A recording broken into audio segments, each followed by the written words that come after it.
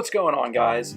I'm Alex from Fresh Hands again, and a question we've been getting a lot lately is how do I peel crawfish? Now, we showed you in our how to boil crawfish video a little while back how to peel them, but I totally understand that a lot of folks didn't grow up eating crawfish like I did, so it doesn't come quite as naturally.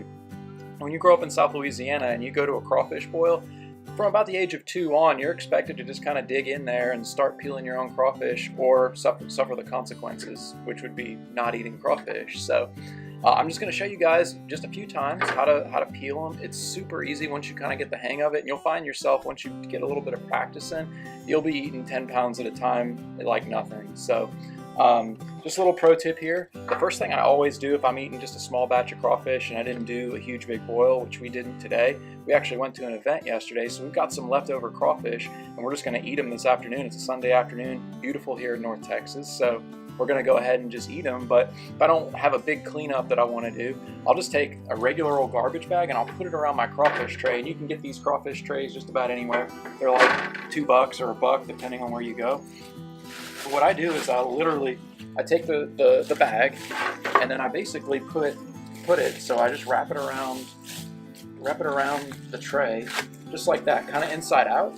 And what that does is it allows you can just sit the tray down like this, and then when you're done, you just pull the tray, cinch it up, throw it in the trash. Or, pro tip as well, if the trash man's not coming for a few days and you don't want it to stink up your trash can, throw that bag of old shells in the freezer and you'll be good to go on trash day. You just go bring it out, throw it out there, and then it's not going to stink up your cans or your neighborhood, and your neighbors won't hate you.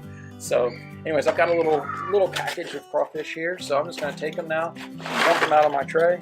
You can see it's not very many crawfish by my standards. Let's do a bigger one. They're not huge, but so the first thing that I like to do, and I'm left-handed, so you'll probably do this opposite if you're right-handed, but what I do is I kind of pinch the head a little bit, and then you just pull the tail apart. So you just pull that tail out, and you can see now I've got my tail and my head. So if you're from Louisiana and you're like me, you give that head a little bit of a suck, and you get all that nice juice and everything out of there. Maybe get a little bit of that pepper down your throat.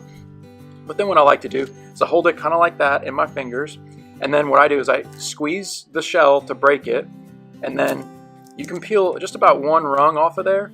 And then when you're sitting like that, pinch your tail and then put the front of it in your mouth, and it should pull out just like that.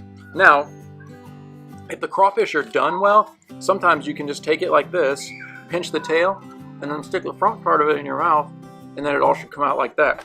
Now that's if they're cooked well. Now our friend Dustin at Heads and Tails Crawfish did an awesome job on these, so they'll come right out of the shell. He didn't overcook them. They are cooked perfectly. They're seasoned really well.